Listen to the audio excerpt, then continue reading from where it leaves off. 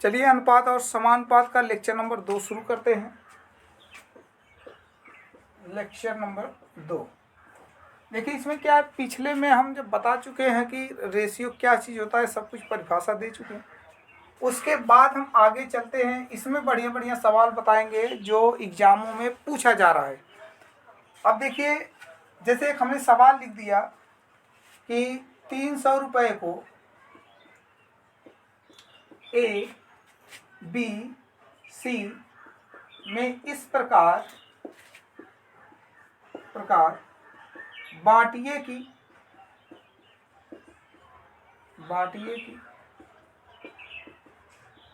ए को बी का दुगना मिले, ए को बी का दुगना मिले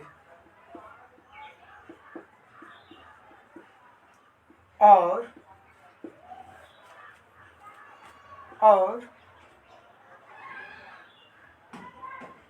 सी को 3 गुना मिले, सी को 3 गुना मिले। इस प्रकार ए का हिस्सा ज्ञात करें। ये सवाल आया, बहुत ही सरल और सुलझा हुआ सवाल। सबसे पहले हम रेशियो बनाने का प्रयास करेंगे इसको हल करने के लिए। देखिए ए बी सी रेशियो बनाना बिल्कुल आसान है। ए बी सी लिख दिया हमने। अब कह रहा है ए को बी का दुगुना मिले। अगर मान लो बी को ए दे दिया, 1 दे दिया जाए तो ये तो दुगुना पाएगा, लेकिन कह रहा है कि सी को 3 गुना मिले, इसका मतलब सी तो 3 गुना हो गया। तो हम ऐसी दशा में हमें रेशियो तो मिल गया बी से, कुछ करने की जरूरत भी नहीं है। तो ऐसी दशा में 1 ये पाएगा, ये 3 पाएगा, ये 2 मिलाएंगे तो टोटल कितने हिस्से में इनका हिस्सा लगेगा? तो 3 1 4 4 2 6 6 में हिस्सा लगेगा उनका। लेकिन हमें हिस्सा लगाना है 300 में, तो 300 से देखेंगे, भाग देंगे 6 का, तो 6 5 30। तो कहेंगे कितना गुना आ रहा है? तो 50 गुना आ रहा है। अगर 50 गुना हम पा लेते हैं तो किसी भी संख्या जिसका वो पूछ रहा है, अगर हम गुणा कर दें तो आ जाएगा उत्तर। अब ए का हिस्सा पूछ रहा है तो ए वाले में गुणा कर दीजिए 50 का, बी वाले का पूछे तो बी वाले में गुणा कर दीजिए। हो सकता है कभी कभार ए और बी का मिलाकर पूछता है तो ए और बी को मिला दीजिए, उसके बाद 50 का गुणा करिए। हो सकता है बी और सी का अंतर पूछ ले तो बी और सी का अंतर करके 50 का गुणा कर देना। मतलब जैसे वो पूछता है आपको ऐसे डाटा में कर देना है, फिर उसके बाद जो भी आएगा 50 का गुणा कर दीजिएगा, उत्तर आ जाएगा 50 दूनी 100। तो इसका उत्तर आएगा कि 100 रुपया उसका हिस्सा होता है। ठीक, चलिए आगे प्रश्न की बात करते हैं।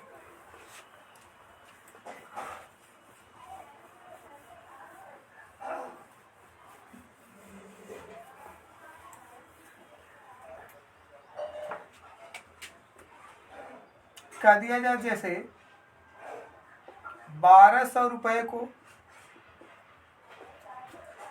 राम, श्याम और मोहन में इस प्रकार बांटिए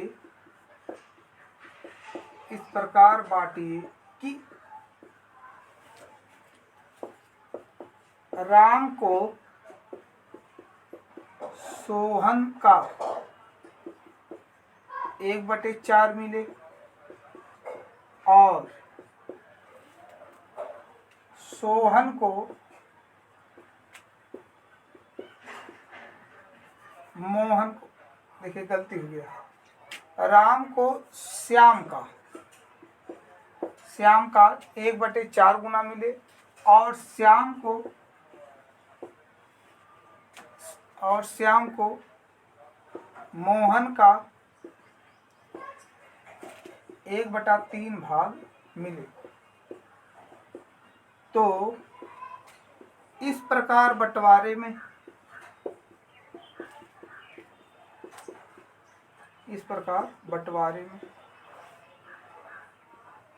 श्याम का हिस्सा ज्ञात करें।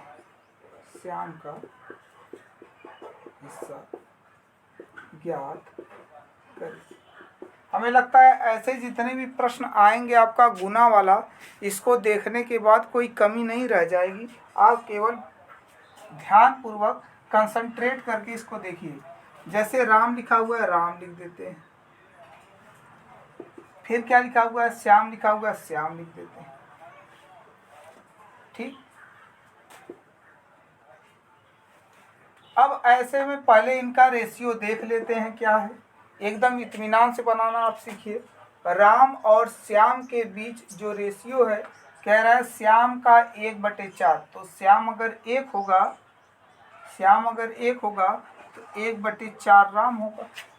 तो हम कह सकते हैं 4 एकम 4, इसका गुणा करा देंगे तो 4 हो जाएगा श्याम, और यहाँ से ही हट गया 4 तो 1 हो जाएगा राम। तभी तो 1/4 है श्याम का। अब उसके बाद एक और रेशियो बनाते हैं श्याम को मोहन का, मतलब अब श्याम से बनाएंगे रेशियो मोहन का।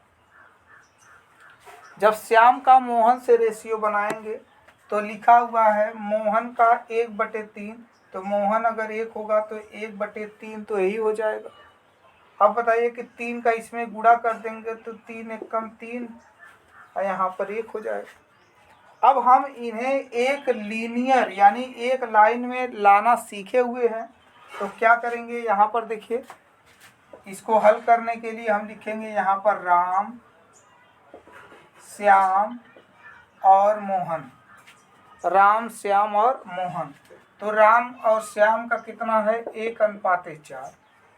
इनका कितना है, 1:3। तो ऐसे में हम बताए थे कि यहाँ पर खाली जगह है तो 1 लिख दीजिए, यहाँ पर इसके सामने खाली जगह है तो 4 लिख दीजिए। तो 4×3 12 हो जाएगा, 4 एकम 4 हो जाएगा, 1 एकम 1 हो जाएगा। अर्थात उनके बीच जो रेशियो आया 1:4 का आया। अब हमें बंटवारा कितने का करना है, 1200 का करना है। तो 12 4 16 1 17, यानी 17 इनका योग आएगा। इनका योग कितना आएगा, 17। अब हम क्या करेंगे, 1200 में भाग दे देंगे। तो 1200/17 रुपया, यानी इतना गुना ही हिस्सा आता है। अब इस गुने को हम जिसका पूछ रहा है उसमें गुणा कर देते हैं। तो पूछ रहा है कि श्याम का हिस्सा, तो श्याम बताइए कितना हिस्सा, 4 हिस्सा। तो हम कहेंगे श्याम का 4 हिस्सा है, तो गुणा कर देंगे 1200/17 में 4 का। तो 12 चौका 48, 4800/17 रुपया श्याम का हिस्सा आएगा। ठीक है, आगे बढ़ते हैं प्रश्न की तरफ। देखो कभी कभार छलांग वाला एक पूछता है, बहुत फेमस सवाल, छलांग वाले पर आधारित।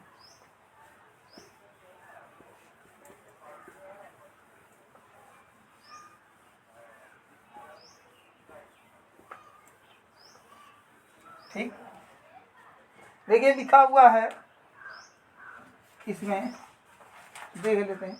एक कुत्ता खरगोश का पीछा करता है। खरगोश जितनी देर में 6 छलांग लगाता है, उतनी देर में कुत्ता उतनी देर में, लिखा हुआ है खरगोश जितनी देर में 7 छलांग लगाता है, कुत्ता उतनी देर में 6 छलांग लगाता है। तो एक है, देखिए इसमें खरगोश जो 7 छलांग लगाता है, और दूसरा है कुत्ता उतने ही देर में यानी सेम टाइम में 6 छलांग लगा देता है। अब कह रहा है खरगोश द्वारा 6 छलांग तय की गई दूरी कुत्ते द्वारा 5 छलांग तय की गई दूरी के बराबर हो जाता है। तो ऐसे में देखिए इनका जो छलांग है, कह रहा है कि खरगोश का 6 छलांग और कुत्ते का 5 छलांग बराबर है। तो हम क्या करेंगे, ऐसी दशा में विपरीत लाते हैं। ये देखिए खरगोश का यहाँ लिखा हुआ है, खरगोश का यहाँ लिखा हुआ है कुत्ते का। तो इस वाले का गुणा इसमें कर देते हैं और इसका गुणा इसमें कर देते हैं। देखिए 5 सते 35, 6 छक्का 36। तो पूछ रहा है कि रेशियो ज्ञात कीजिए।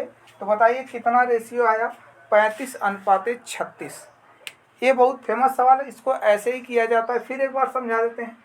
खरगोश और कुत्ता की छलांग दे रहा है कि 7 छलांग मारता है तो उतनी टाइम में ये 6 छलांग मार देता है। ठीक है, अब देखते हैं भाई खरगोश का जो छलांग होगा वो जाहिर सी बात है कम होगा।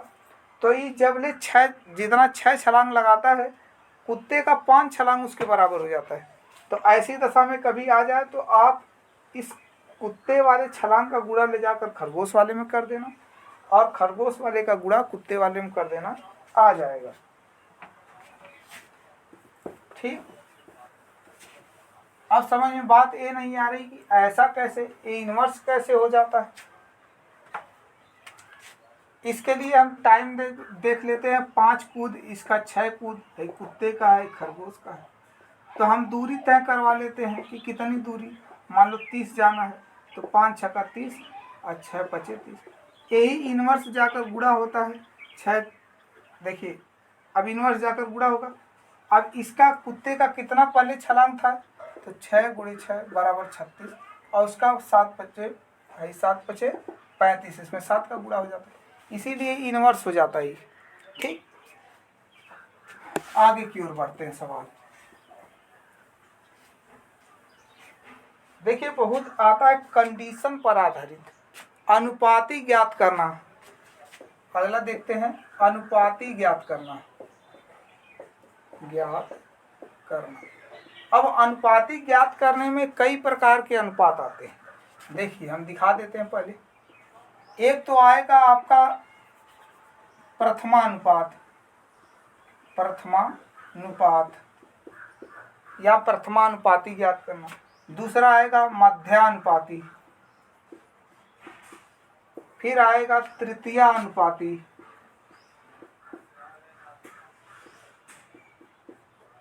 फिर आएगा चतुर्थ अनुपाती या चतुर्थानुपाती। ठीक,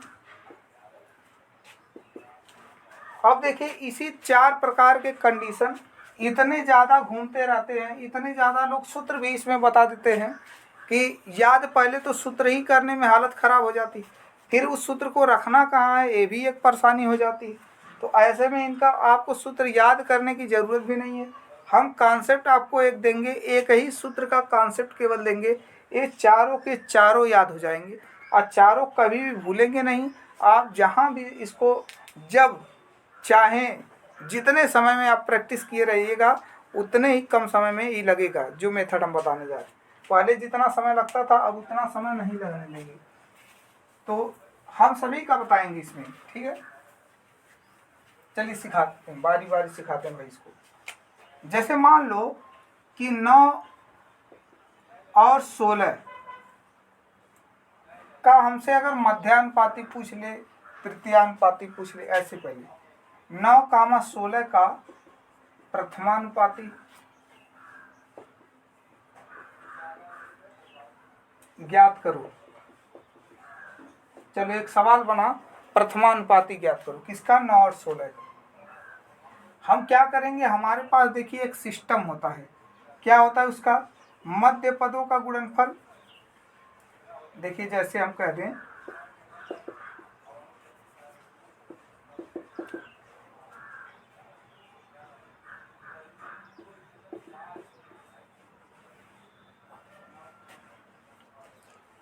ये, देखिए समानुपात का रूल होता है मध्य पदों का गुणनफल बराबर बाह्य पदों का गुणनफल। ठीक है, यानी 6 चौके 24 अब 12 दूना 24 दोनों बराबर होते हैं, तो मध्य पदों का गुणनफल बराबर बाह्य पदों का गुणनफल आपको याद रखना है। ठीक है, तो इसी कॉन्सेप्ट को लगाएंगे। इसमें हमेशा 4 हिस्से किए जाते हैं। अब देखिए जैसे प्रथमानुपाती इसका पूछ रहा है तो प्रथमानुपाती के लिए कुछ और इसको देना पड़ेगा। ठीक, जैसे सवाल बनाते हैं, रुक जाइए। 9, 16 9 कामा कर देते हैं 18 कामा मान लीजिए इसका,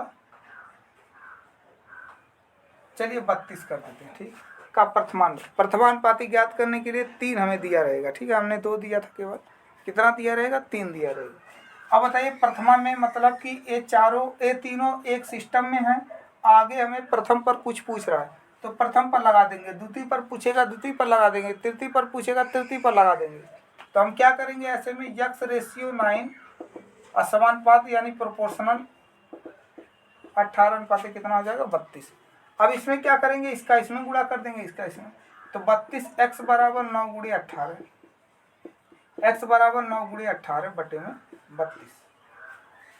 ठीक, काटना चाहे तो काट दें, 2 9 18 16 हो गया, 81/16 आ गया। ठीक, ऐसे में यक्स का मान 81/16 आ जाता है।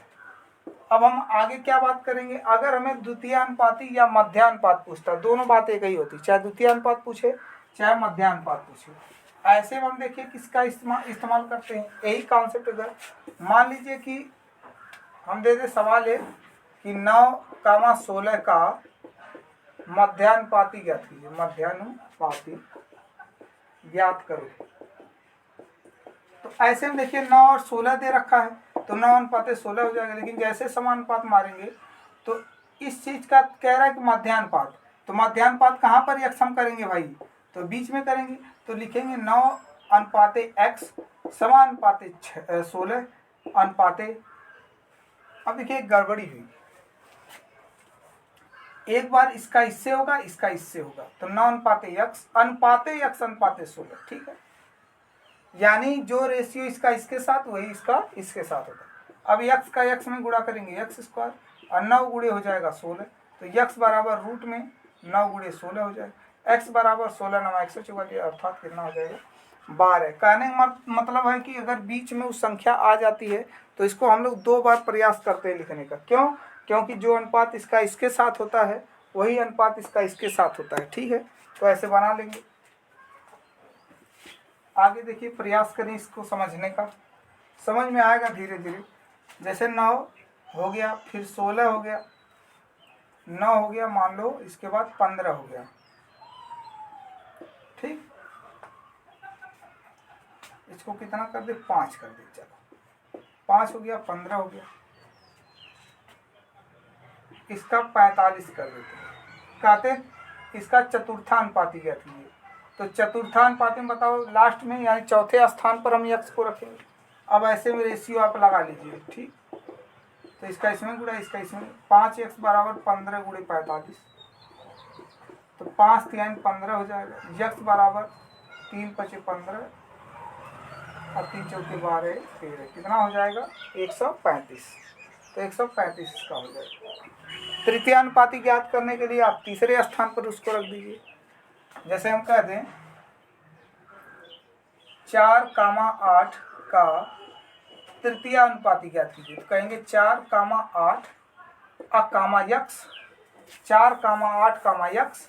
तो बताइए कि एक जो इसका इसके साथ संबंध वही इसका इसके साथ, 4:8 जो होगा अनुपात 8 रेशियो यक्स उसका होगा, और तीसरे स्थान पर यक्स। अभी फिलहाल चौथे स्थान पर चला गया और ठीक है, कोई दिक्कत नहीं, तीसरे पर इस समय। अब क्या करेंगे, इसका इसमें गुणा इसका इसमें गुणा, 4x बराबर 64 काट देंगे, x बराबर 4 एकम 4 4 6 14, तो कितना हो गया x बराबर 16। ऐसे ही सवालों का मजमा जो है इस तरह से सॉल्व हो जाएगा। ठीक है, इसके बाद अगले